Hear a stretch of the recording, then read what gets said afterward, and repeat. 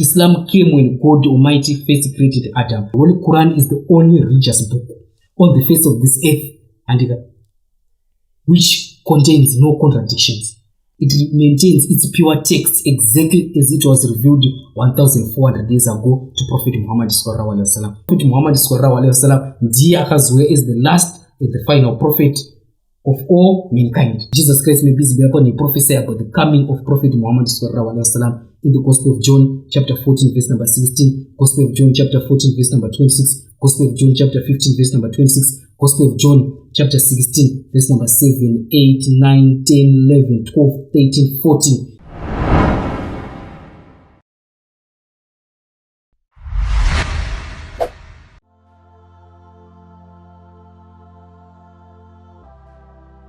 Welcome, ladies and gentlemen, to Sleep Media TV. My name is Sleep Nelikwan and this is Chill Nation. Katika chichila ni watu wakasiana from all the walks of life. Maizi kuma ndoku uchingamiza kuno achirongwa ndoku uchingamiza onkumu iza yakadi kwa mabama kwadapo kurinanisha kwa minute panapo basa peni basi basa peni wana babari boma tuda kutenda ndara ni kuwana nguva mala yekuti mumboya pano pachipa podcast yedu. Aiwa zvinofadza chaizvo inonzi kufara saka kuti mandinvita kuti timboburitsawo zvishoma zvandinazvo zvokuti zvinobenefitawo mhuri yedu yeZimbabwe. Mudhara ndichangoda ngoti chekutanga mudhara vari kukuona mudhara mungozviintroduce mudhara kumaviewers edu vari kukuona uyezve kuti mabva nechepapi. Alright, inini zita rangu ndoitwa Tapiwa Gamai. Ndakazvarwa kumusha kunowa kudombosha, but izvezvi ndowa ndogara chimupindura kuchiwaridzwa pasaini pamosque. Uyezve ndakazvarwa muchitendero chechi cheChristianity. Last 2 years ago ndopandakatopinda chitendero chechi cheIslam. Saka izvezvi ndiri kushanda ndiri pamosque pamwechete naustaz wangu vanonzi Sheikh Ustaz Lujumu nepachiwaridzo masjid. Ininiwo I am a student of Islam and comparative religion like Hinduism, Buddhism, Christianity, Zoroastrianism, etc. Saka ndo position yangu, but so far ndiri kushanda kuti kubasa paBindra University as a research fellow in court analytical services. But mudhara titanga ndokutanga nekubvunza mubvunzo wekuti kune vasingazive mudhara vanombonzi Machawa chii and what does this word mean to you? Alright, uno uri mubvunzo wakanaka. Ini pandakakurawo sezvandataura kuti ndakakurawo ndiri kuChristianity ndaingonzi kuti Machawa vanoroya, vanosvina matumbu evanhu, vanoita zvakaita sezvakaita sei. Saka muno especially muno muZimbabwe, mhuri yedu yeZimbabwe, wedzera kuti Machawa rinoratidza kuti vanhu vari kutishandisa havatombonzwisise tunoreva. Point number 1. Point number 2, wedzera kuti Machawa riri kushandiswa muno muZimbabwe kusvibisa chitendero cheIslam. Point number 3, iri wedzera kuti Machawa riri kuratidza kusatonzwisisa kwevanhu vacho vari kutiudza kuti imi munonzi Machawa, uyezve kune vanhu vacho vari kubvuma kunzi Machawa, zvoratidza kusatonzwisisa kwechitendero cheIslam. But now tati clarify kuti widhiri rambobva kupi uye zvinombofamba sei. Wedzera kuti Machawa iri was first coined by the people anzi Manka Anja in the 18th century. Vakatadza vakaita misunderstanding yeThe Yao tribe yakabva kuMozambique neThe Chewa people vakabva kuMalawi. Saka the Yao neThe Chewa vakabva vabatana vanisa kubva vatanga kutumidza kuti vanonzi Machawa. So it was a misconception which was clarified by Yohana Abdullah, who was an Anglican bishop in the 18th century. Yakataura kuti this is a misnomer. Because kuti Machawa takadzokera kuSwahili Arabian culture. Kuti kuti Machawa it means a parasite. Something. Alright. So it means kuti something kuti vanhu vada kubenefita pasina kuisa genuine effort. So it's a misnomer rekuwanzira vanhu kana kutuka vanhu vanonzi Mayao neMachewa vanobva kuMalawi nekuMozambique. So kuti Machawa mukaenda kuMalawi kuenda kuMozambique iwedhiri wariko. Iwedhiri rakatanga kuzopiwa nevanhu vachita like mokara vachita like kakutuka. Uye zvaida kudzikisira vanhu vanonzi the Yao and the Chewa people. So wedzera kuti Machawa hariko, it does not exist. Iwedhiri rangopiwa as a mokara. Ndara enditakarasika. Saka imimi pamunomupindwa vanhu vachiti Machawa munozvitora sei? Inini semunhu ane ruzivo zvekuti zvinondirwadza sezvanambotaura kuti wedzera kuti Machawa riri kupreventa vamwe vanhu vasiri the Yao or the Chewa kuti vapinde muchitendero cheIslam. At the same time wedzera riri kunzi Machawa tikarinzwa unofunga vanhu vakaona takarova vamwe tikakufiyana vamwe tikatopi nemukanjo kuruta. Zvoti vanhu vakaona ndakapfeka zvinhu zvandoti ndovanhu vaive vanosvina matumbu evanhu ndovanhu vaive vanoita zvekuroya saka zvinova zvinoita sezvinorwadza uyezve vamwe vangu especially the yawe and the che wakabva kumalawi havatonzwisisa kuti zvinorevei. So ndambonzwa pamatanga kutaura mati inini you coming from a Christian background. Saka inini makazobva sei Christianity muchienda kuIslam religion? Alright, unova uri mubvunzo wakanaka. Inini ndaiva munhu aifarira kuverenga shoko raMwari. When I was a Christian, I was someone aifarira kuzvidedicate. Even I was in Roman Catholic because of my church yevabereki. So I was born a Roman Catholic, so I became a Roman Catholic. So I was someone who desires to be with a fata. Anonzi mafata ekumaroma. So that was my desire kuti nguva munhu ari fata anenge chingoseva basa raMwari. So I became so dedicated kuda kuita sekuseva basa raMwari ndiri kuRoman Catholic. Then I started to read more about the Bible. Then I started to understand more about the teachings of Jesus Christ, may peace be upon him. But ndakakura muno muZimbabwe nemunzori Machawa this and that. So one day ndakazotoona ndakagara ndiri pafoni pangu apa. Ndakabva ndangoenda paFacebook ndorona imwe site yakanzi Discover the Beauty of Islam. Then I started to pose my questions. So I was shocked kuti maMuslims vanotenda muna Jesu vanoitenda mari. I was shocked kuti maMuslims vanotenda kuti kudzoka kwaJesu kwechipiri. Because as a Christian, this is what I used to believe, that Jesus achazouya on his second coming. So I was shocked when maMuslims told me kuti we also believe in the second coming of Jesus Christ. I was shocked kuti Islam inotenda muna maprofita ese kubva kune profita wekutanga Adam, may peace be upon him. So zvakandipa eager yekuda kuramba chidzidza chitendo cheIslam. So I started to learn Islam through that site yakanzi Discover the Beauty of Islam. Someone from Egypt anonzi Sasa ibn Khair ndaidzidzisa chiti okay, Islam is all about this and that. Achiratidza kuti even Islam iri muBible. So I understand verses ari muQuran nemavhesi ari muBible uti confirm kuti muBible zvirimo zvirimo. Then I started to realize kuti but you know what, zvekutaurwa muQuran kana zvekutaurwa muBible nezvinodzidziswa naJesu zvakafanana. Saka because I was someone I like Jesus Christ, may peace be upon him, zvekudaro. So zvakabva zvandimotivate kuti ndide kuramba ndidzidza more up to the point wekuti ndakazopesa but I think kuchitendero cheIslam ndiko kunyatsodzidziswa teachings aJesus Christ. Also kuchitendero cheIslam ndiko kunyatsopracticewa zvinhu zvaidzidziswa naJesu nemo ndo zvakazondiita kuti ndizobenda kuchitendero cheIslam, because I discovered kuti my love for Jesus Christ was great, and it was because of the love that I had for Jesus Christ, may peace be upon him, yakazondiita kuti ndiende kuIslam. Ndo zvakaita kuti ndizosiya Christianity ndizoenda kuIslam, because I know kuti kuIslam ndokunyatsopracticewa ma true teachings aJesus Christ, may peace be upon him. Pati tichari nezveIslam paper chimbori chii? Saka zvinombonyatsofamba sei? Islam it's an Arabic word and derived from the word rokuti salam. Salam means peace. Also Islam is derived from the Arabic word sil, means to submit. So in short, Islam means peace acquired by submitting your will to God. In Arabic we call him Allah, which I will define later on. Right? Then a person who acquires peace and by submitting his will to God is called a Muslim. Because mu means one, slim means submit. So Muslim is a person who acquires peace by submitting his will to the Almighty God. So Islam is a peaceful religion. Islam is a just religion. Islam is a fair religion. Islam is for everyone else. So that a person who knows one peace is called a Muslim. So who is Allah? Allah it's an Arabic word, which means the one and only true God. Can translate in English. We show that Mwari mumwe chete wechokwadi. Okay. And with this Arabic word, Allah is mentioned in all religious scriptures. And the word Allah was somewhere used by all the messengers and prophets, even including the Bible. Okay. I asked my Jehovah's Witnesses in the sect of my Christians, they say, who is the name of God? Who is the name of God? When you say God, you say God is just a name for the God of the Hindus. And when you say Jehovah, then you say the Father. Do you mean your Father is God? The answer is no. They said his name is Jehovah. Then I asked them, when Jesus Christ, may peace be upon him, according to the Bible, when he was put on the cross, it's clearly mentioned in the Gospel of Matthew, chapter 27, verse number 46, Gospel of Mark, chapter 15, verse number 34. He cried out with a loud voice, Eli, Eli, lama sabachthani. So what would Eli, Eli, lama sabachthani? Does it sound similar as my God, why thou have forsaken me? The answer is no. Eli, Eli, lama sabachthani. Jehovah, lama sabachthani. Does it sound similar? The answer is no. Eli, Eli, lama sabachthani. Mwari wangu mandisire. Does that sound similar? No. Now listen. Eli, Eli lama sabachthani, it's in Hebrew. In Arabic we say Allah, Allah lama takartan. So you see with Hebrew, Arabic, Jesus Christ may peace be upon him, as I mentioned, he used to speak Aramaic. In Aramaic he called Eli. Eli in Aramaic is spelled as A-L-A-H. Can I go Arabic? We say A-double-L-A-A-H. So if I go to we Muslims, the name that we call Allah is very closer to Eli, which was used by Jesus Christ, may peace be upon him. And this word Allah is also mentioned in the Bible, in the last book of the Bible, in the book of Revelation, chapter 19, verse number 1 to 5. You know, when my Christians in their church say, Hallelujah, Hallelujah, Hallelujah. Yes.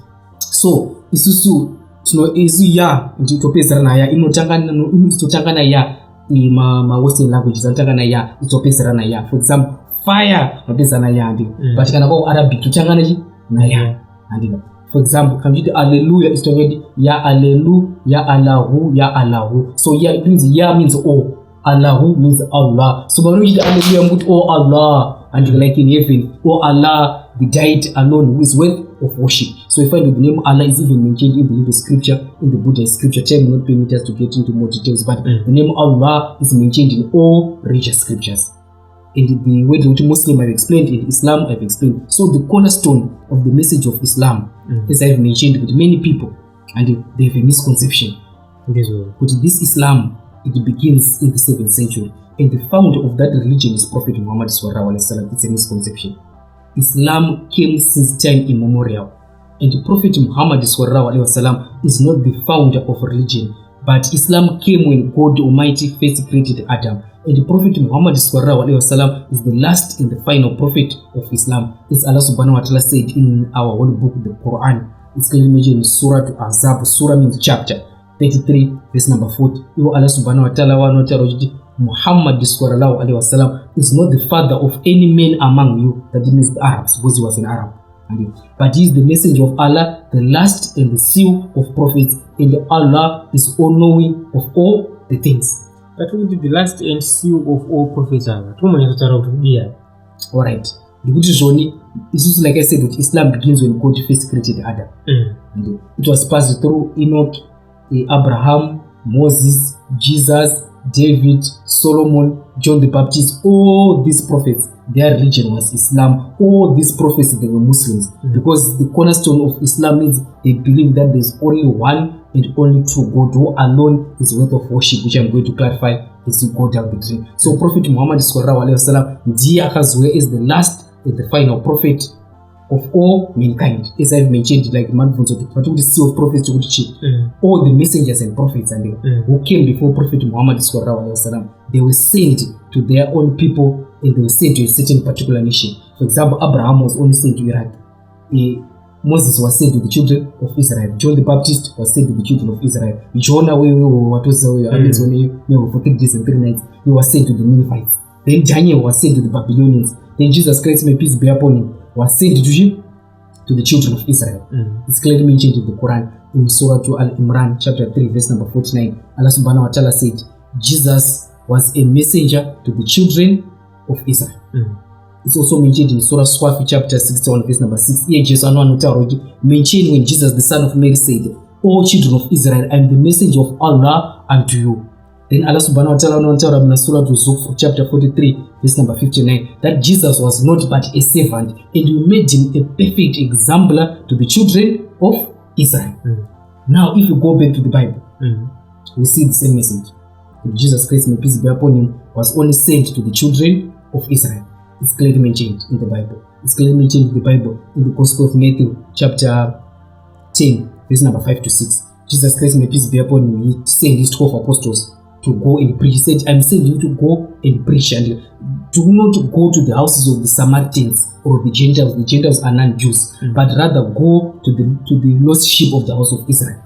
He emphasized with his disciples they should not preach to the non-Jews. They should not preach to the Samaritans, but they should only preach to the lost sheep of the house of Israel, as mentioned in the Gospel of Matthew, chapter 10, verse number 5 to 6. Why did Jesus say so? Because he said himself in the Gospel of Matthew, chapter 15, verse number 24, I was sent only to the lost sheep of the house of Israel.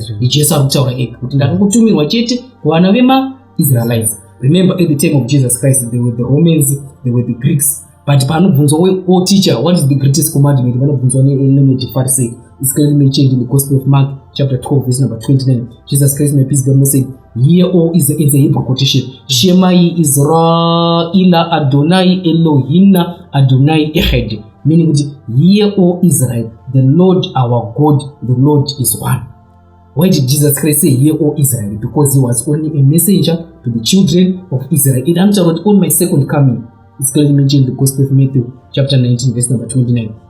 "We shall see the Son of truly, truly I say unto you, we shall see the Son of Man, I Jesus, and sitting on his glorious throne and ruling and judging all 12 tribes of Israel." So on the second coming, Jesus Christ again is going to judge only the 12 tribes of Israel, which clearly proves that Jesus Christ, according to the Quran and according to the Bible, was a messenger to the children of Israel, which is why our beloved Prophet Muhammad said in Sahih al-Bukhari 438, book number 8 of Swala, hadith number 87.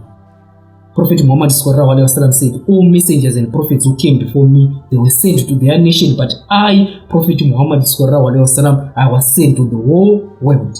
It is mentioned even in the Quran. It's Allah subhanahu wa ta'ala, verse nataka quote Surah to Azab chapter 33, verse number 40. Muhammad is not the father of any of the men among you Arabs, but is the messenger of Allah, the last and the seal of prophets. Allah subhanahu wa ta'ala no Surah to Anbiya chapter 21, verse 107, that we have not sent you, O Muhammad, but as a mercy to the whole world. Allah subhanahu wa ta'ala said in Surah to Saba chapter 34, verse number 28. Allah subhanahu wa ta'ala we have not sent you, O Muhammad, but as an universal messenger to all mankind, giving them great tidings and warning against sin, but yet most people, they do not know. Sizumataura mimi kuti aisisi tula kudziso Islam mamusikaziye now makufana kuziva kuti Prophet Muhammad was sent as a universal messenger to all mankind. Iye Jesus Christ, may peace be upon him, anotaura kuti nezvokuya kwa Prophet Muhammad Jesus the son of Mary said, "O children of Israel, I am the messenger of Allah unto you, and I have come to confirm the Torah which came before me, the law which was given to Moses, and gave you great tidings of a messenger to come after me. His name shall be called Ahmad." So even in the Quran, Jesus Christ, may peace be upon him, prophesied about the coming of Prophet Muhammad. Now let's go back to the Bible, so that my Christians understand the Prophet Muhammad is also mentioned in their Bible. Right? It's clearly mentioned in the Bible. It's even mentioned by the name, because the Bible comprises of the Old Testament and the New Testament. In the Old Testament, his name is mentioned in Songs of Solomon chapter 5, verse number 16. It's a Hebrew quotation. It says, "Yekuma metakim wekulo Muhammad muzedoda zayuda baina Jerusalem." This is translated as, "His mouth is most sweet, he is altogether lovely. This is my beloved and my friend, all daughters of Jerusalem." The word altogether lovely, if you go back to the Hebrew text, the word Muhammadim, in all Eastern languages, is added as a plural of respect. Like my Jews, they call God Elohim. Is a plural of respect. The name of God is Elohim. So the name Muhammad is mentioned in the Old Testament, Songs of Solomon, chapter 5, verse number 6, with respect to Muhammadin. Then the Quran, that we believe to be the word of God, is also mentioned in the Bible. In the book of Isaiah, chapter 29, verse number 12, it says, "The book which is sealed will be revealed to the one who cannot read." He said, "Read." He said, "I cannot read because I'm illiterate." This is exactly what happens when Archangel Gabriel came to Prophet Muhammad and said in Arabic, "Ikra," means read. Prophet Muhammad said, "I am not reading," because he was illiterate. He could not read, he could not write. So it's a clear fulfillment of Isaiah chapter 29, verse number 12. It talks about the revelation of the Quran coming to Prophet Muhammad. And the Quran was revealed over a period of 23 years, unlike the Bible. The Bible was written by more than 41 different authors and some unknown scribes over a period of 1,200 years, but the Quran was only revealed over a period of 23 years. And the period of revelation of the Quran is also mentioned in the Bible. In the book of Isaiah, chapter 28, verse number 10 to 13, it says, "With the stammering lips," some versions say with a foreign tongue, which is Arabic, "the word of God came upon them, precept upon precept, precept upon precept, line upon line, line upon line, day a little, day a little." It shows how the Quran was revealed in stages, bit by bit, over a period of 23 years. And the Prophet Muhammad is also mentioned in the book of Deuteronomy, chapter 18, verse number 18 to 19 in the Bible, when God Almighty talked to the holy prophet Moses, may peace be upon him, said, "Oh Moses, I'm going to raise a prophet like unto you from your brethren, and I'll put my words in his mouth, and I shall put my words in his mouth, and he shall speak all that I have commanded him. Verse number 19. It shall come to pass that whosoever shall not hearken to what that prophet speaks in my name, I shall take revenge. So this verse, I asked many Christian pastors and scholars, this prophet akataurwa uyu pana Deuteronomy chapter 18 verse 18 to 19, who is that prophet? Most Christians, they say is Jesus Christ, may peace be upon him. Then I say to them, according to you, Jesus Christ, may peace be upon him, is God? They said yes, we believe Jesus is God. Right? Was Moses God? The answer is no. According to you, Jesus Christ, may peace be, died for the sins of the world. Did Moses die for the sins of the world? The answer is no. According to you, Moses akasarwa pana baba na amai, but Jesus Christ, may peace be upon him, pana amai, but pasina baba. So these are strong evidence that this prophet cannot be applied to Jesus Christ, may peace be upon him, but rather it refers to the last and the final prophet Muhammad sallallahu alaihi wasallam. Not just do a short comparative study. If you look at Moses and Prophet Muhammad sallallahu alaihi wasallam, both of them, they had parents, they had mother and father. Jesus Christ, may peace be upon him, he had mother but no father. Moses na Prophet Muhammad sallallahu alaihi wasallam, both of them vakazvarwa natural pana baba na amai, but Jesus Christ was born miraculously pasina baba na amai. Both Prophet Muhammad sallallahu alaihi wasallam and Moses, may peace be upon him, they were seen by their followers as prophets of God. But Jesus Christ, may peace be upon him, by his followers, he seen, some say he was the Son of God, some say part of Godhead, some say part of the Trinity. And both Moses and the Prophet Muhammad sallallahu alaihi wasallam, they both died natural.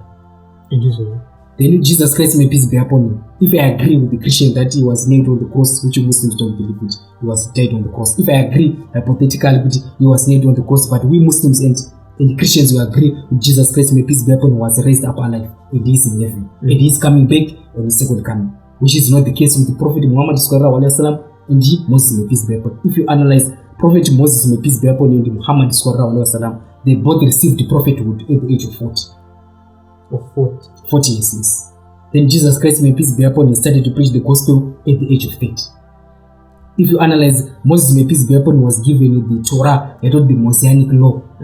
Then the Prophet Muhammad sallallahu alaihi wasallam was given the Islamic law that will follow Sharia law, that will follow Muslims. But Jesus Christ, may peace be upon him, he did not bring any new law. As he said in the Gospel of Matthew chapter 5 verse 17, he said, do not think that I have come to abolish the law of the prophets. I have not come to abolish the law of the prophets, but I have come to fulfill the law which was given to Moses.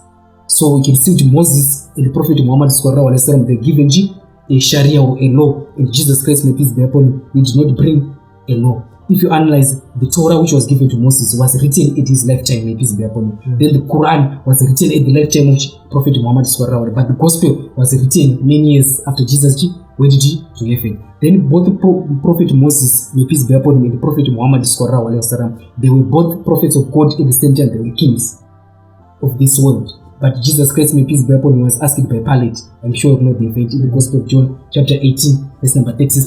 My kingdom is not of this world, but in the heavenly kingdom. So you can say that this prophecy, it does not befit Jesus Christ, may peace be upon him, it befit the holy prophet Muhammad sallallahu alaihi wasallam. Because prophecy will he shall speak in my name. Everything that we do, Muslims will begin with the name of Allah. Bismillahir Rahmanir Rahim. We begin in the name of Allah, the most gracious, the most merciful.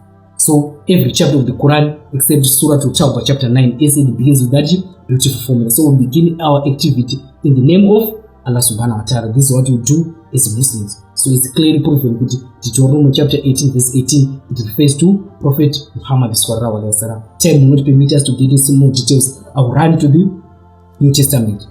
Okay. Jesus Christ, may peace be upon him. The New Testament is clearly mentioned in no less than 10 different places. Right? Jesus Christ, may peace be upon him, prophesy about the coming of Prophet Muhammad sallallahu alaihi wasallam in the Gospel of John chapter 14 verse number 16, Gospel of John chapter 14 verse number 26, Gospel of John chapter 15 verse number 26, Gospel of John chapter 16 verse number 7, 8, 9, 10, 11, 12, 13, 14. In these 10 different places, Jesus Christ, may peace be upon him, he prophesied about the coming of Prophet Muhammad sallallahu alaihi wasallam. I'll just take a short Gospel of John chapter 16 verse number 12 to 14. Jesus Christ, may peace be upon him, I still have many things to say unto you, but you cannot bear them now. How be it, When he, the Spirit of truth, comes, he shall guide you all into the truth, for he shall not speak of himself. Whatever he hears, he shall declare it unto you, and he shall tell you many things to come, and he shall take what is mine, and he shall glorify me. With the clear emphasis of my pronouns. There are 8 clear masculine pronouns. He, himself, he. Does it befit a spirit? Or amen, amen, amen, amen, amen, amen. It befits amen. Because I know most of the Christians, they believe he was a friend of the Holy Spirit. Yes. Now, I want you to understand. But every time the word Spirit is used in the Bible, it does not refer to the Holy Spirit. I will use 2 verses to prove my fact in the Bible. Okay. It's clearly mentioned in the first episode of John, chapter 4, verse number 1 to 2. It says, Beloved, do not believe every spirit. Test the spirits and to see if they are from God. And for many false prophets have gone into this world. Every spirit that confesses that Jesus is Christ is from God. So according to this context of this verse, a true spirit is a true prophet. A true spirit and is a true prophet, and a false spirit is a false prophet. So why don't you put Muhammad to the test? Because the testify is mentioned in the Quran in Surah Al-Imran chapter 3 verse number 45. It says, mention when the angels came and said, Oh Mary, Allah has chosen you, and he gave you great tidings of a word from him. His name shall be called Messiah or Christ. So Prophet Muhammad came to testify that Jesus was the Christ, as the verse says. Every spirit that confesses that Jesus is Christ is from God. So Prophet Muhammad came and affirmed that Jesus is Christ. Another good example. In the last book of the Bible, the book of Revelation, it says the 7 spirits of God gone into this world. Are you suggesting there are 7 Holy Spirits? Or the Holy Spirit is only one? It's only one. But in the book of Revelation chapter 3, it says 7 spirits of God have gone into this world. So it's clearly proven that whenever the word spirit is used in the Bible, it does not refer to the Holy Spirit. If every time the word spirit is used to refer to the Holy Spirit, then we have 7 Holy Spirits of God which go into this world. But no, the Holy Spirit is only one. So according to this context, it is just an upper condition for this comforter to come, for this Spirit of truth to come. In the Gospel of John chapter 16 verse number 7, Jesus Christ, may peace be upon him, said, it is expedient that I must go away. If I do not go, the comforter will not come. So the condition for this Spirit of truth to come, Jesus must go, then the comforter will come. Right? But I will see in the Old Testament, the Holy Spirit was there. The Holy Spirit was with Zachariah. The Holy Spirit was with John the Baptist in his mother's womb. The Holy Spirit was with Mary when Jesus, before he was born. The Holy Spirit was with Jesus and all his 12 disciples, which they used to cast out devils. This mentioned in the book of Acts chapter 10 verse number 38. Jesus Christ, may peace be upon him, says, Peter answered, remember Jesus of Nazareth, who was anointed with the power and the Holy Spirit.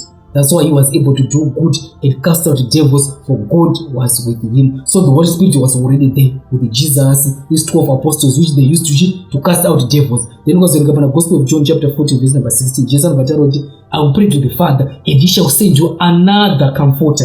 Which is because if you read in the first episode of John chapter 2 verse number 1, it says we have the comforter or the advocate, who is Jesus in heaven with our Father God. Right? So the word comforter, it applies to Jesus. So Jesus was the comforter because he was comforting the 12 disciples. The Holy Spirit was also the comforter, which was helping the apostles to cast out devils. Now Jesus is praying to God, he shall send you another comforter, which is not me, Jesus, which is not the Holy Spirit, which is the last and the final prophet, Muhammad sallallahu alaihi wasallam. Okay. So this is all about Prophet Muhammad sallallahu alaihi wasallam in the Bible. And many people, do you know the name Muhammad sallallahu alaihi wasallam?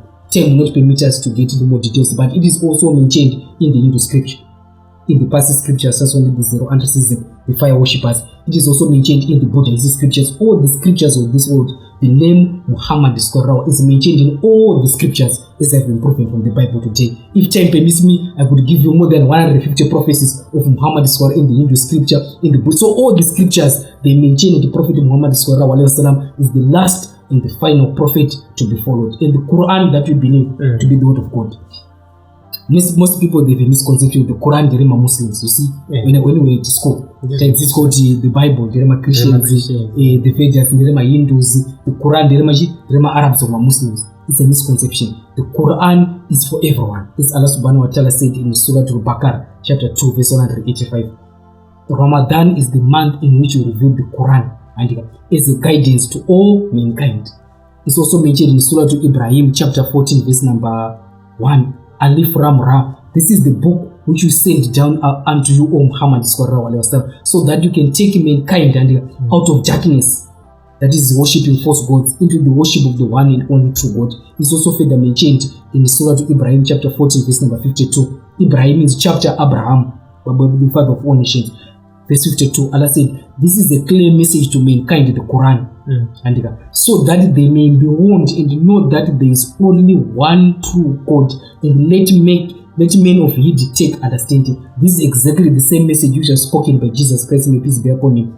In the Gospel of John, chapter 17, verse number 3, Jesus Christ, may peace be upon him, said, this is life eternal, that they may know you, the only true God, and in Jesus Christ, whom thou have you sent. So the Quran is a message for all mankind, kuti vazive kuti kuna Mwari mumwe chete.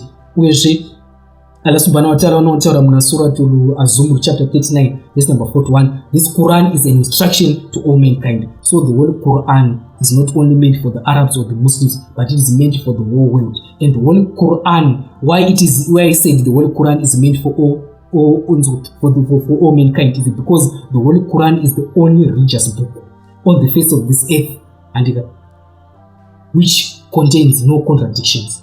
It maintains its pure text exactly as it was revealed 1,400 years ago to Prophet Muhammad sallallahu alaihi wasallam. It is still preserved in its Arabic text without any jot which has been changed. The whole Quran, and it is the ever-living miracle. Why do I say the Holy Quran is the ever-living miracle? It's because it is the book which passes the test of time. For example, previously, it was the age of miracles. Then it came the age of literature and poetry. And both the Arab Muslims and even Arab Christians, or even Arabs who are not Christians, not Muslims, they both agree with the best Arabic poet on the face of this earth is the Quran. So some of the Arabs, Christians, they use the Quran to correct their language, Arabic language. They say this language in Arabic is very pure, uses the 100% the words of God. And the Holy Quran now is the word of science and technology. If you take all the religious books, the Bible, the Torah, all religious books, the only book which passes the test of science is the Holy Quran. In much of the scientific discoveries which have been discovered by the scientists, 80% of the well-established scientific facts, which are effects in science, and they've mentioned the Quran 1,400 years ago. 20% science says it's neither right nor wrong. Science cannot say this is right, this is wrong. It's ambiguous. So the whole Quran is superior in the sense that it passes the test of time. Now it is the word of science and technology. It passes the test of science and technology. So it is meant for everyone. And the whole Quran is a global constitution. Why do I say the whole Quran is a global constitution? Because it solves all problems of mankind that are suffering nowadays. It is only the whole Quran which has all problems which are facing all mankind. So in brief, this is all about Islam. Now I'm going to talk about the pillars of Islam. Okay. As our beloved Prophet Muhammad sallallahu alaihi wasallam said, it's clearly mentioned in the most authentic hadith, that is his sayings and his actions. Sahih al-Bukhari 8, volume number 1, book number 2 of Iman, hadith number 1. But Islam is based on 5 pillars. First pillar of Islam is the kalima shahada, to testify that there is none worthy of worship except Allah alone, and Prophet Muhammad sallallahu alaihi wasallam is his message. The first pillar. Second pillar of Islam is to swala. Swala means prayers, to pray 5 daily times per day. We Muslims pray 5 times a day. The second pillar is zakat. Zakat by helping the poor and the needy. The fourth pillar of Islam is Sawm, that is fasting the whole month of Ramadan. The last pillar of Islam is Hajj, whereby we go to Makkah, with the most holy place on the face of this earth. So I will start with the first pillar of Islam, which is Shahada, which is also mentioned in the Bible. Shahada in Arabic means to bear witness.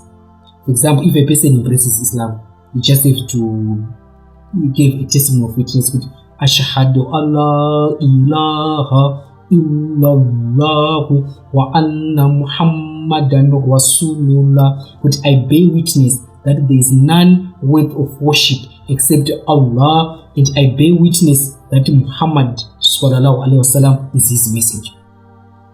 So that is the kalima shahada, to believe there is only one true God. And this kalima shahada is also found in the Bible. It's clearly mentioned in the book of Deuteronomy in the Old Testament.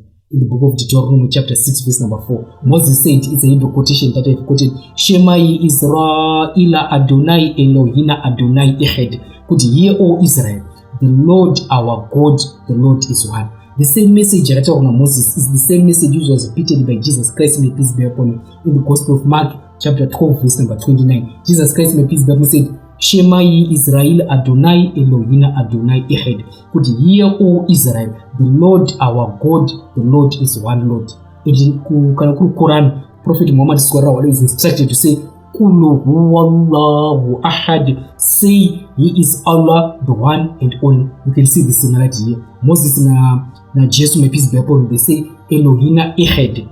Then the Prophet Muhammad will say Allahu ahad. Echad in Hebrew means one. Ahad in Arabic means one, because Hebrew yataona Moses, Aramaic yataona Jesus, in Arabic my sister languages.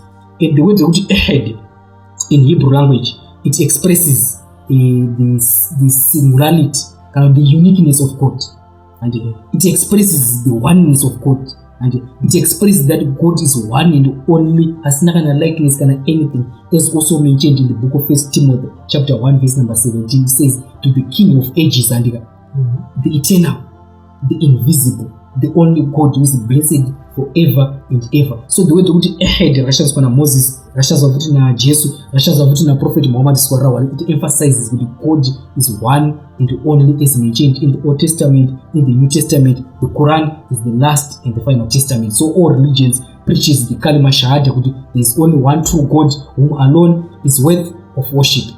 Bangongana kubvunza kuti iye Allah subhanahu wa ta'ala in detail, as I've quoted the Surah to Ikhlas chapter 112 verse number 1 to 4, kuti Kulu huwallahu ahad. Say, He is Allah, the one and only, Allahu Samad, Allah the eternal absolute, lam yalid wa lam yulad. He neither begets nor is he begotten, wa lam yakul lahu kufuwan ahad. There is none like unto him. So if any person is claimed to be God, for example, people say Buddha is God, Rama is God, Jesus is God, all these are gods. If we put them to the test of Surah to Ikhlas, could say He is Allah, the one and only, and Allah, the eternal absolute. He neither begets nor is he begotten. There is none like unto him. If anyone matches this definition, we Muslims are ready to worship Him, because that is the correct definition of God Almighty, which is mentioned in all the religious scriptures. Chili Papa, the greatest major sin in all these religions is shirk, associating partners with God. Right? So, if you read, the Quran says in no less than 2 different places. In Surah Nisa, that is chapter Women, verse number 48, chapter 4, verse number 48, verse 116, it says, Indeed, Allah does not forgive the sin of shirk, of associating partners with Him, and any other sin He may forgive to whomever He wills. Anyone who adjoins partners with God, he has committed a great sin which cannot be forgiven. And a similar is also mentioned in Surah Maida, chapter 5, verse number 72. It says, They have certainly disbelieved those who said that Jesus, the Son of Man, is God. It is Allah, and but said Christ, Ya Bani Israel, O children of Israel, and worship Allah, my Lord and your Lord. And indeed, anyone who adjoins partners with God, as Allah subhanahu wa ta'ala will make paradise forbidden for him. So this is the greatest major sin in Islam, which cannot be forgiven. Associating partners of God, we must agree to worship one and only true God. Here, Jesus Christ, may peace be upon him. Like you see nowadays, most of in, like I said, in Lakura from the Christian background, I was told Jesus was God, part of the Trinity. But you find that most of the Christians, this is what they believe, even up until nowadays. But I ask them, if you read any version of the Bible, there is no one ambiguous statement on any version of the Bible where Jesus said, I am God, worship me. There is no such verse in the Bible. But in fact, if you read in the Bible, Jesus Christ, may peace be upon him, said, it's clearly mentioned in the Gospel of John chapter 14 verse number 28, my Father is greater than I. Gospel of John chapter 10 verse number 29, my Father is greater than all. Gospel of Matthew chapter 12 verse number 28, I cast out the devils by the Spirit of God. Gospel of Luke chapter 11 verse number 12, Jesus Christ may peace be upon him said, I cast out devils by the finger of God. Gospel of John chapter 5 verse number 30, Jesus Christ may peace be upon him said, I can do nothing on my own. As I hear, I judge. My judgment is just. I seek not my own will, but the will of the one who sent me. Anyone who says, I seek not my own will, but the will of the one who sent me, as I've defined earlier, which is called a Muslim. So we can rightly say the faith of Jesus Christ was a Muslim because he submitted his will to one and only true God, as he taught in the Gospel of John chapter 17 verse number 3, this is life eternal, that they may know the only one true God and in Jesus Christ whom thou have sent. Verse number 4, Jesus said, I have glorified you on earth, O Father, and finished the work thou hast you have given him. What was the work that was given to Jesus Christ? It's clearly mentioned in the Gospel of John chapter 4 verse number 34. Jesus said, my food is to do the will of God and complete his work.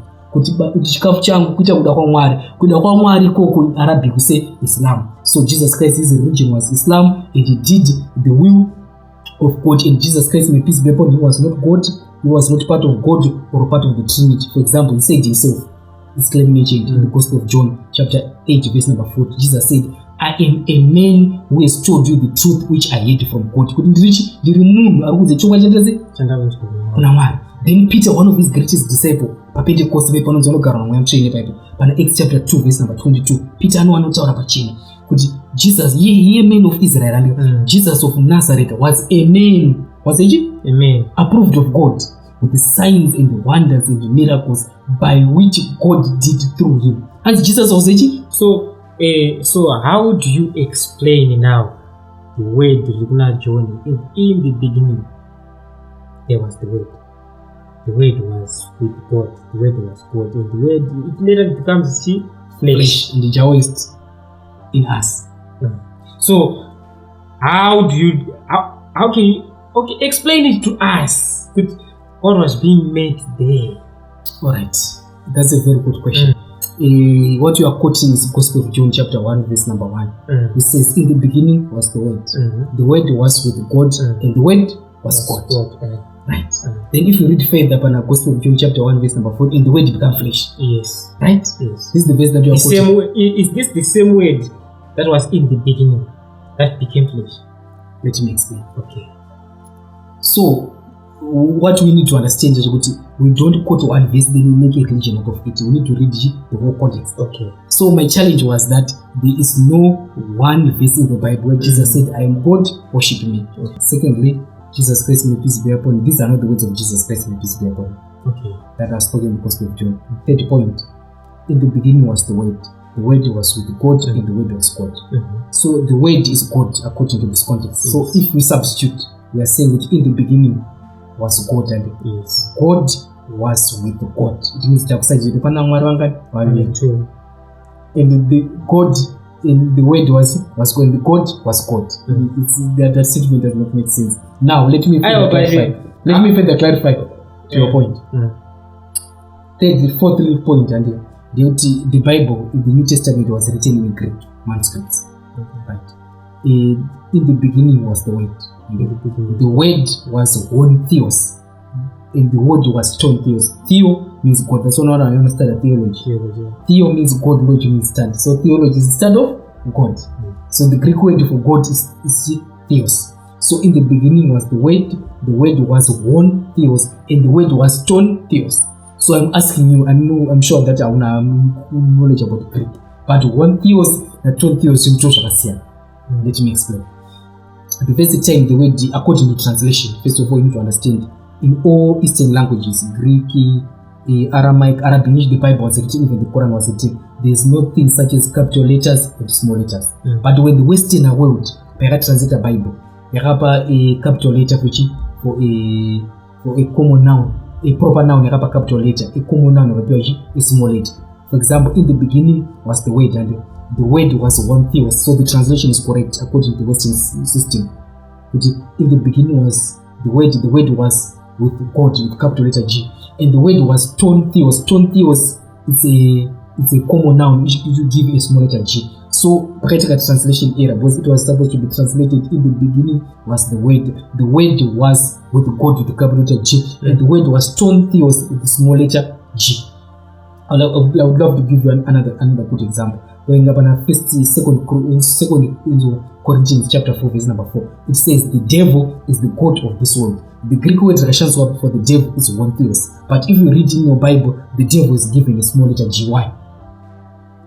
John chapter 1 verse number 1, you give a small letter G for God, for common noun, but when Satan you give G a small letter gy. Yet the same Greek word translations one theos is the same. For example, Moses going up on Exodus chapter 7 verse number 1, Moses, I'll make you a god to Pharaoh, and your brother Aaron is a prophet.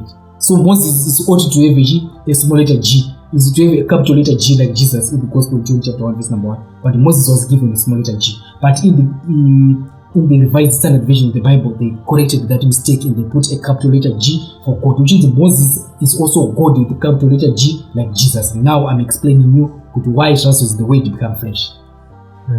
Coming down in Jeremiah chapter 1 verse number 4 to 5, it says, Jeremiah, "Oh Jeremiah, as now the word of God came upon me, Jeremiah, and God said, oh Jeremiah, I knew you before you were in your mother's womb."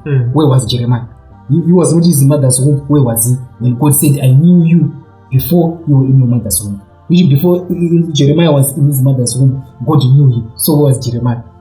We can easily interpret Jeremiah was the God in heaven, just like Jesus Christ.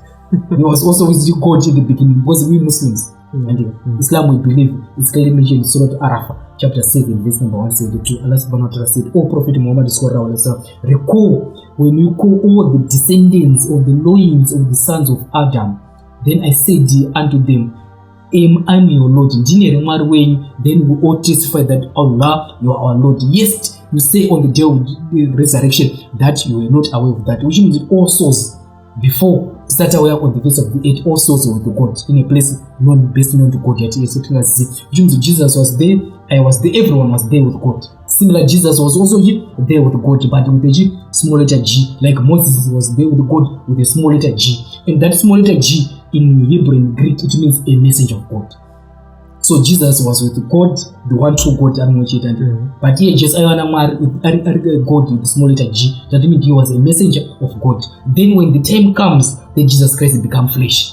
Already he was with God in a soul, in spirit form. But when the time comes, he became flesh. That means he take a form of a human, because the time has come for the Messiah to come into this world. So this is the explanation of Gospel of John chapter 1 verse 1, the Gospel of John chapter 1 verse number 40. This is how the word become flesh. But that word it becomes flesh. Like you also, because this is what Muslim we believe in, part of Iman, destiny. If destiny means Allah subhanahu wa ta'ala wanatara pana Swahili Muslim 2653b, and the book number 46 of destiny, hadith number 27, that Allah subhanahu wa ta'ala has ordained the measure of the creation 50,000 years before the creation of the heavens and the earth. Which Allah subhanahu wa ta'ala vanoziva kuti iwe neni muzora nhasi tinenge tichitaura nhasi date nhasi ndi 14 June. Allah subhanahu wa ta'ala vakatozvinyora 50,000 years before vasati vasvika the heavens and the earth, kuti nhasi tichange tine discussion. So 50,000 years Jesus was already with God. You were with God, I was with God before the heavens were created. Then we became flesh, meaning that we were born in our mother's womb. That's why we became flesh. So this is the meaning of that verse, that God became flesh.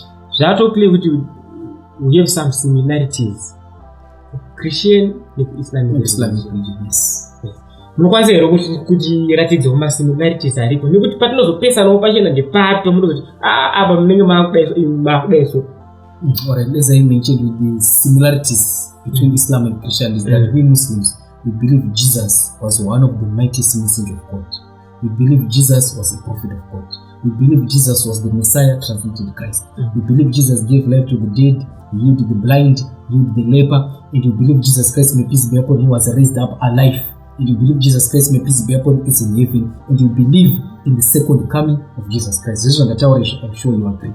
Yes, this is. But the parting, one might ask, where is the parting of the way between us Muslims and the Christians? The parting of the way is that many Christians, like I've mentioned, they claimed that Jesus claimed divinity, that Jesus was God, or a part of God, or a part of the Trinity. But there is no one verse where Jesus said, I am God, or I am part of the Trinity. There are some verses that the church tries to interpret, like Jesus claimed divinity. For example, Gospel of John chapter 10 verse number 30, Jesus said, I and my Father are one.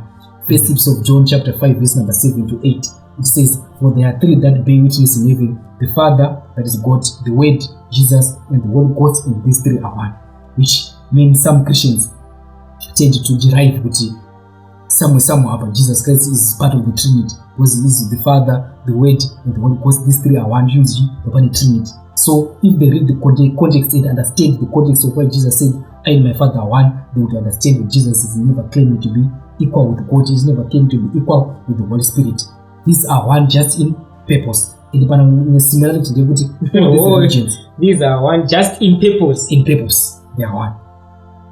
If you understand the context. If you want, I can clarify that one. Yes, clarify. Okay, I can clarify that one.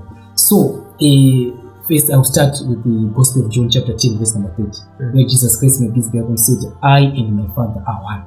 I said it's one in purpose, not one in definite. This is most Christians interpret that way. So in order to understand, we read the context. We begin with the Gospel of John chapter 10 verse number 22, which begins said, and it was winter season. Jesus was walking in the mosque which was built by Solomon.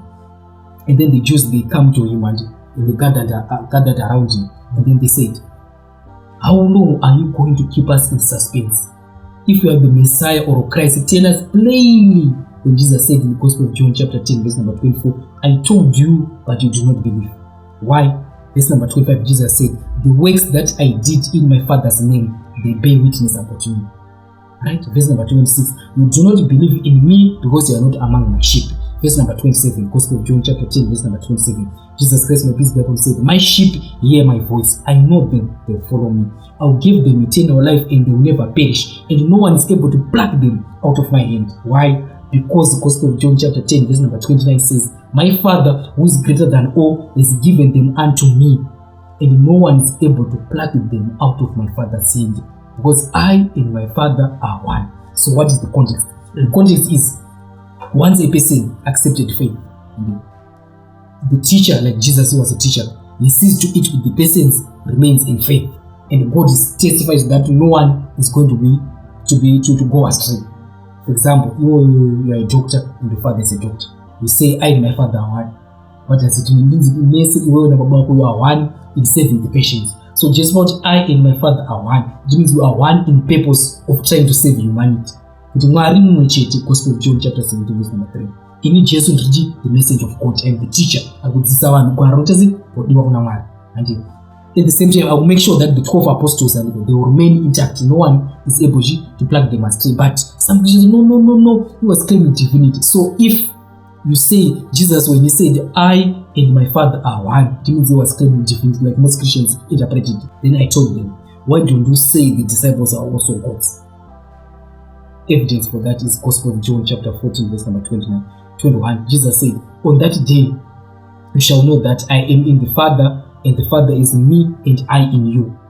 And on that day you shall know that the Father is in me, and I in the Father, and I in you. Further, if you read the Gospel of John chapter 17 verse number 21, Jesus said, they, the disciples, they may be one as the Father art in me, so that the world may believe that you have sent me. Verse number 22, Jesus said, the glory that you have given me, I have given them, the disciples, so that they may be one as you are one. With the disciples, they should be one. These are 12. So in Namwari, we are one. Verse number 23, Jesus said, I in you, you in me, and I in them, being made perfectly one. Kuti Jesu akuti inini ndiri mamuri Baba, and Baba muri mandiri. Ini Jesu ndiri wadzidzi vese vari 12, being made perfectly one. First Tips of John chapter 5 verse number 7 to 8. He says there are three that bear witness, the Father, the Word, and the Holy Ghost, and these three are one. If we add the Holy Spirit, it becomes a unit of how many gods? 50. God the Father, Jesus, the Holy Spirit, and all the 12 disciples. They are all one, perfectly one. So it means how many gods do you have? 15 gods. So this one is one in purpose. But Jesus is in God, God is in Jesus, Jesus is in all the 12 disciples, and all the disciples are all one. They are all inspired by the same Holy Spirit, so that they can go and preach the same message. As far as Peter, you say John, you say Luke. They same message. So that is one in purpose. So the meaning. Whatever Jesus preached is what we Muslims believe. For example, we read in your Bible that Jesus Christ may peace be upon him, in the Gospel of Matthew chapter 9 verse number 35, Christ may peace be upon him, he went to a certain place, he preached the gospel. And for example, Jesus went to Harare, he preached the gospel. Gospel of Mark chapter 8 verse number 35, Jesus went to Mutare, he preached the gospel. Gospel of Luke chapter 20 verse number 1, Jesus went to Beit Bridge, and then he preached the gospel. So what we Muslims believe is what Jesus preached in Harare, in Mutare, in Beit Bridge. But what we have in your Bible is the gospel according to St. Matthew, the gospel according to St. Mark, the gospel according to St. Luke, the gospel according to St. John. Where is the gospel according to St. Jesus? What Jesus preached in Harare, Mutare, Beit, where is it? So this is what we believe 100%. This is the gospel of Jesus Christ, may peace be upon him, which is summarized or mentioned in the Quran. This is what the gospel we Muslims believe. So there are similarities between us and you, that we believe there's only one true God, and Jesus was a messenger only to the children of Israel. The Prophet Muhammad was the last and the final prophet who was sent as a universal messenger to all mankind. It's mentioned in all the religious scriptures. If you analyze all the scriptures, the Bible, the Torah, the Hindu scripture, the Persian scripture, like I have a formula. Let's agree. And because if you read the Oxford Dictionary, it says religion and it's a belief in supernatural. So let's agree that there's only one scripture which is 100% the word of God. As a Christian, you say the Bible is the word of God. As a Muslim, the Quran is the word of God. A Jew will say the Old Testament is 100% the word of God. A Hindu will say Vedas is 100% the word of God. Then a Buddha will say the Gospels of Buddha these are the words of God. After let's all agree to follow what is common in all the scriptures. Okay. What is common in the Bible, in the Quran, in the Jewish Torah, which is one of my Jews, in the Hindu, the Buddha scripture, let's all agree it's 100% the word of God. What we differ, neither right nor wrong, we'll discuss tomorrow. But for now, let's agree to follow what is common in all the religious scriptures. Even as a student of Islam and other religions, all the religious scriptures, they both testify that there's only one and only true God. As Jesus said in the Gospel of John chapter 17 verse number 3. All religious scripture says that God has no idols or images. Right? All scripture says God is immortal, which God cannot die. All scripture says that the best way to worship God is to bow our face on the ground.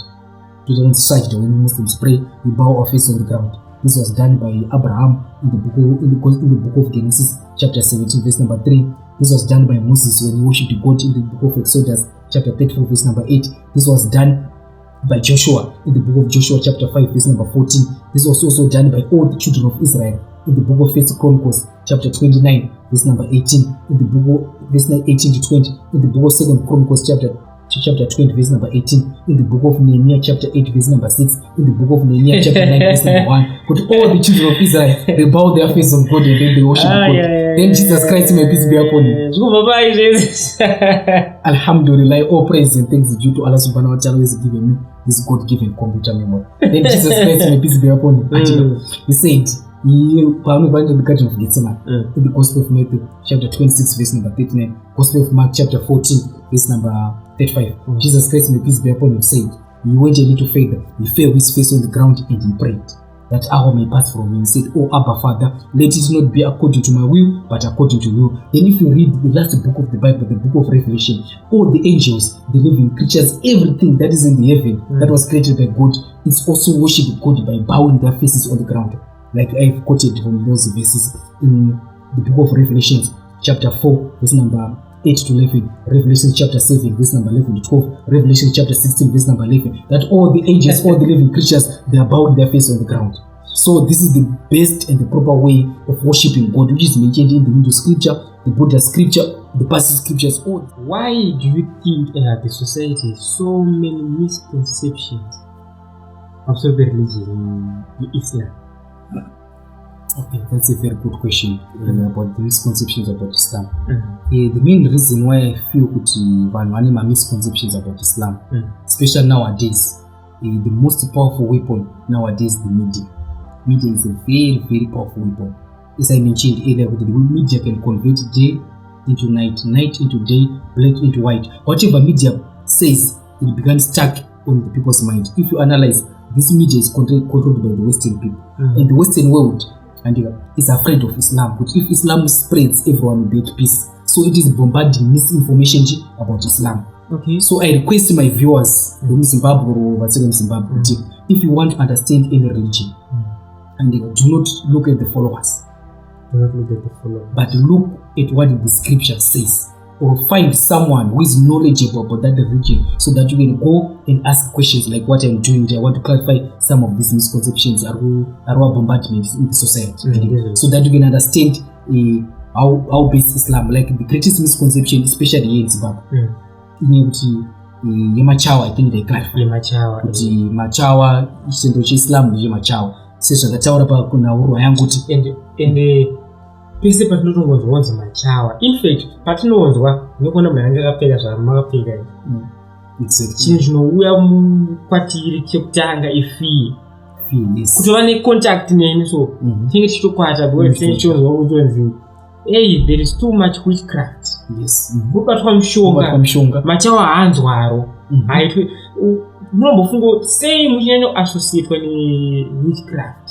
Saka tamboenda ku terrorism watipindwa kuti maybe the media is playing a huge role and in painting the Islamic religion kuti vanhu Islam terrorist but when it comes to voodoo, black magic, witchcraft, why is it some of the ceremonies are practiced in secrecy?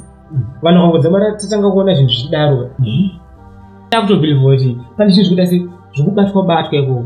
Why is that so? Kuti zvinhu zvakawanda zvinoitwa in secrecy zvinotange zvineka menoso zvazvitongo zvazvingori so. Mabvunza wakanaka kuti even nichikura when I was a Christian I used to fear. Ndakona munhu akapfeka chisoti chitopi andi mukanje ukuru taona akapfeka. I used to believe kuti ndo vamwe vanosvina matumbu emunhu akafa ndo vanhu vanoita chichouroyi.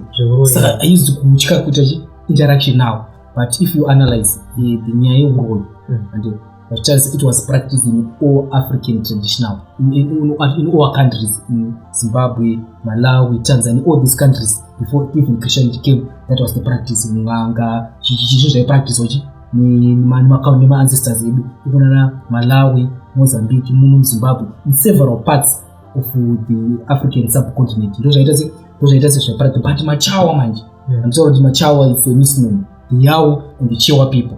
Ndo vanhu vakava notorious kana vanyanya kuzikanwa izvibamba nyechi kushandisa mushonga. Hazvishuwo it's true kuti mishonga yebatwa based on their beliefs, kuti isusu believe kuti tofanira kuti tine something chinoti protect, tofanira kutobata uroyi, tofanira kuti chisaka ma-ancestors akudhara kubva kuMalawi, kuMozambique, from the Chewa and the Yao tribe. This is what they used to do. That was their common cultural practice. But when Islam came manje, Islam inobva yabolisha witchcraft. Saka nyaya kuti pawakapinda muno muZimbabwe and especially pakanyanya kupinda the Yao ne the Chewa pakapinda muno muZimbabwe around 1930 wakaitsvaga mabasa. Saka vazhinji vacho vakapinda muno muZimbabwe vakangogamuchira Islam zvepamusoro zvizvi. Nekuti Islam chaigamuchira but hasi kuzosiya chiuroi changora pachita uroi because unoshandisa kuti protect. But as time goes on pakazoestablishwa magic center iri kudzidzisa vana madresa iri muHarare muna 1975 ndiyo yakazouya nema-Indians yakuzodzidzisa the true picture of Islam. Islam has nothing to do with witchcraft, and witchcraft is one of the major sins, as I've mentioned. It is associated with the shirk, as our beloved Prophet Muhammad said in Sahih Muslim 89a, volume number 1, book number 1 of Iman, hadith number 168, that avoid 7 destructive sins which can lead a person to hellfire. Number 1 is associating partners with the God. Number 2 is into the magic or witchcraft or black magic. Chishinombo is black magic. Let's define it. Black magic is the use of supernatural powers. This is when in Arabic we say majins. Kubali mabad jinns ni good jinns. Saka unoshandisa mabad jinns anozi mademona to summon evil, kuita zvinhu zvakaipa, and to harm other people or to manipulate my friends. Right? This is what is over. So who teaches magic? The magic is taught by no one except Satan himself. So all those who practice magic, whether they are Christians, because even in my Christian churches they are there, whether they are Christians, whether they are Muslims, or about Malawi, the Yahweh, the Chewa, all those people who practice black magic, they are automatic Satanists, and they have nothing to do with Islam, because the magic is taught by no one except the devil himself. It is taught by Satan himself, as mentioned in the Quran, in Surah Al-Baqarah chapter 2, verse number 102. It says that magic was taught by Satan. So Satan is the one who is teaching people magic. So if you practice magic, you are worshipping the devil. If you are worshipping the devil, you have nothing to do with Islam. And the capital punishment of those who are involved in magic, especially Islamic states like Saudi Arabia and the main Islamic nations, the Islamic Sharia told them, "Anu practice magic." That person is becoming an apostate, a disbeliever, atobuda from the fold of Islam, because it poses evil to the community. The capital punishment given in the Islamic Sharia is death penalty. Vanoita zvoroi kana ku Islamic Sharia vanonzi vanonga afa zvavo karotimwa nematombo tazi zvikawafa ende munhu atobuda muIslam. It has nothing to do with Islam. So ndo zvakaitika kuti community medu kuti pakauya the Yahweh and the Chewa people, most of them they were still engaged in their cultural practices in which they used to do magic. Saka vaitozoti kana munhu akakuvhirikidza kuenda kune muyawo kana muchewa nyaya yako inogadziriswa. Right, zvizvo kuti vakuru vachizviita, but Islam izvo zvazviko. Islam it condemns nyaya yenzoko witchcraft. Kana toparidza witchcraft you are not a Muslim. Watobuda muIslam, and the capital punishment kana kuma Islamic state like Saudi Arabia is death penalty, because you are posing evil to the community. But nowadays vanhu vashoma that I can count on my fingers, maybe 1, 2, 3 vachikupractice izvozvo, but the majority vazhinji yenzoko kuparidza zvouroi izvozvo, because vakunzisoti Islam haitenderi uroi. Ukaparidza uroi, you have nothing to do with Islam. You are not a Muslim. You are just a namesake Muslim. But you're a Muslim, but you are not a Muslim. Vakafa uri outside the fold of Islam. So magic or witchcraft in Islam is not accepted. It is condemned. We don't want it in our community. Toda kunzwisa futi pane inonzi hanzi Muslim, they regard the toilet paper as unholy in the presence of Allah. That's a very good question. It's also a misconception, as you've mentioned. We Muslims, we are the most clean people on the face of this earth, and we encourage you to chance my toilet paper. It is allowed in Islam, but not everyone has spread a misconception. So my toilet papers in Islam they are allowed to use, but after washing toilet paper, no one knows what is happening. That's why you can kushimbuzi zvemamuslim kana matoilet emamuslims ufaindi pani pane kakapu nemvura kanga pasaidi ndekechi nekuti after wapedza kuita zvaunenge waita, be it blue or zvaunenge waita, ndiko you use a toilet paper or you use a toilet paper or a tissue to wash. Then after washandisa izvozvo you wash with the water so that you make sure to wabvisa tsvina. Suppose mvura enda inobvisa tsvina, saka you use a toilet paper. It is encouraged, it is recommended that you must use a tissue. Then after washandisa a tissue, then you wash with water so that you don't wash over clean. So it's a misconception that you tissue or toilet paper pana kuti they are clean, they are cheap, we use them. Vanhu vachiswedha zvisiku koya nyaya yesadaka. Unozonzi kune chinonzi sadaka, and then kusadaka ikoko ukanodya chikafu cheikoko chinenge chakabikwa nemvura dzevanhu vakafa. Mvura inoshandiswa kubika kumasadaka. Is this true? Right, that's a very good question. That question is very prevalent among all the Zimbabweans. They think kuti zvinoitwa nechine the Yahweh or the Chewa people kuti vanoti kana munhu afa ndiko because tine the way yatogezesa munhu wedu.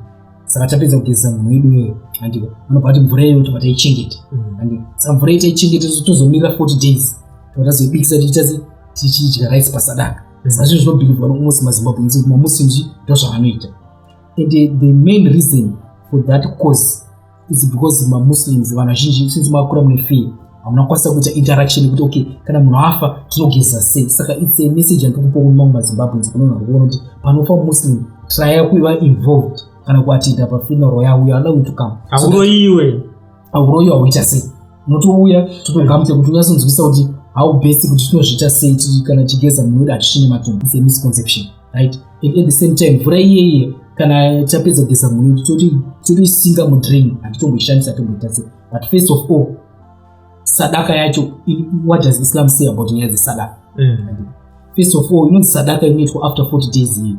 In Islam as a religion, we based on our religion based on 2 sources: the Holy Quran, the words of Allah subhanahu wa ta'ala, the hadith, the teachings of Prophet Muhammad sallallahu alaihi wasallam. This is where we take our religion. We don't take religion from what we learned from our forefathers. We don't practice our religion from the word of mouth. We don't forget, let's do this. So sadaka here inoitwa after 40 days. Islam is a religion haiko. zvakanaka mudaro kuti tichikwanisa kuita kugara pasi panapa ati kunyatsotsanangura muchiclarifya zvimwe zvinhu zvinoita kuti vari kuonawo vange vachidzidza nevamwe vane mubvunzo. I am sure kuti there are people who have got so many questions regarding the Islamic religion, what you would like to know. You are feel free to type your questions in the comment section below. Ati ndarisatapedza, so kana ndanyatsokubatira zvakanaka Sadaka muri kuti ma cultural practices evanhu vari within the Islamic religion ndizvo vamwewo vari vakatakura vakabvawo nemacultural avo handika zvichireva kuti imomo musame religion imo mune vamwewo vasingaconsider Sadaka as part of their religion. Alright, so is it Sadaka the same concept inoitwa zvesadaka yakangodofanana here nezvekunzi chinamwari zvana chinamwari zvezvi or zvana chinamwari is now part of the religion, is something different? Yeah, that's a very good question. Chinamwari echingonzi chinamwari ndechikuwakadza ti kuzonzi jando kuvarumi kwakadzi it's chinamwari kuvarume it's nyanto kunoti jando. Chii chine chimbonyasoiti I think ndo zvimwe zvinoitwa futi in secret zvekuti vanhu vangatobvira pakuti hey uko ndo kunobatwa tsotso dzeso. Right, that's a very good question. So chinamwari or jando it's a culture the Yao people, but it has also a culture the Yao people and the Chewa people also in Malawi, Mozambique. So this chinamwari or jando and it is taught its intention and ndekudzidzisa manhood kana girlhood, kudzidzisa good behavior kuti kana uchinge wapinda mumba unofanira kuremekedza murume wako, unofanira kubata murume wako zvakanaka. You should also certify your husband satisfaction apa tinongochitaka kunzwa so in a good intention and okay, but it is rooted strictly in the cultural practices of the worship of my ancestors and the spirit of ancestors. So the way it is organized and it violates the rules of Sharia, that is the Quran and the teachings of Prophet Muhammad sallallahu alaihi wasallam. So the way it is practiced or organized, it violates the Sharia law, so it is forbidden, it is haram, it is not permitted in Islam. Why? Because it involves shirk. Because shirk that's a major shirk. Because parucha zvo secret parucha witchcraft is involved there. Because you find kuti ukaenda there vanozoti panika shiraka wakwanisa kuti kuprotecta pane izvi zvakasaka pane certain area inenge iri seclusion zvokuti vanhu takaita pakufungira. So also I think ndokunozobva pfungwa dzevanhu zokuti pavanokwa kuzoincluda Machawa yese Muslim yese wakuti zvikuitwa uku ndo zvinoitwa nevanhu vese, so vanenge vachipractice zvivanhu sei, but because I still get very good.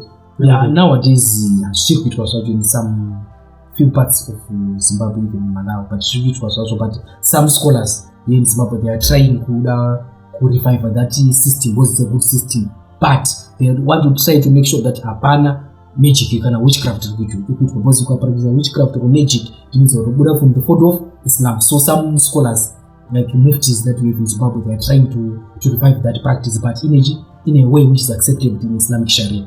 But in Islamic Sharia, as I mentioned, chinamwari and jando is nothing to do with Islam. These are just cultural practices. The way it is done, as you have explained, it is deep rooted in the cultural practice of the spirit of ancestors. It should be rejected, it should be condemned, because it takes a person out from the fold of Islam. So chinamwari and jando, they have nothing to do with Islam. In my position, I would recommend to the people they should leave it.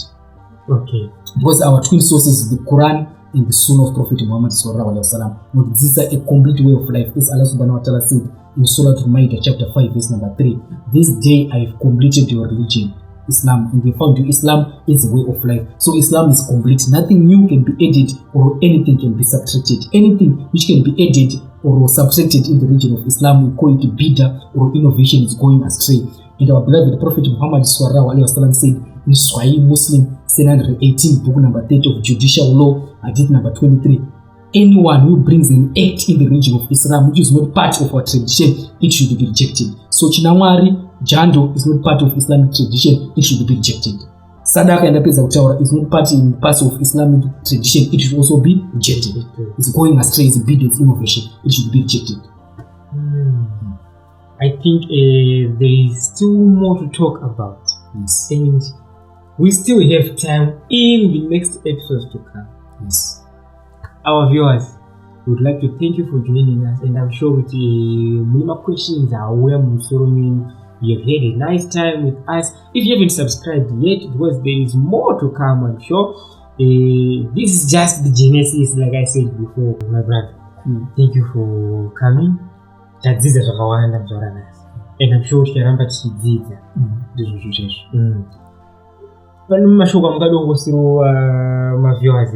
can Alright, maviewers inini handina zvakawanda zvekutaura asi zvada kukuudzai nezvada kuemphasize zvekuti Islam it's a beautiful religion.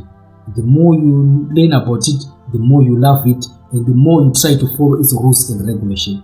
If you want to understand Islam, my brothers and sisters, vakanditarisa kana kuti vari kundiona, musanzwise Islam by looking at the followers. Unoti zvinhu zvakawanda ndaclarifya zvakaminazvo mind yenyu kuti this and that. In order to understand Islam, you need to read its authentic sources, the Quran and the Hadith of our beloved Prophet Muhammad. Similarly, I mean, you don't say Christianity more or other religions. I don't look at the followers, but I look at their scriptures and this is how the religion is practiced in the scriptures. Uyezve ndinokupaiwo mukana wekuti kana mune zvamuda kubvunza video richapublishwa, you write your questions on the comment section so that per next episode patichaiwa richiita I will start to answer those questions that no misconception about. I will start to tackle them in the next episode. So feel free kubvunza mvunzo yenyu, even if you have to attack Islam, even if you have to criticize Islam, you feel free to do so, because this is your opportunity yekubvunza zvamuda kubvunza so that I can clarify kuti munoenda kunzwisisa kuti Islam, what is it all about.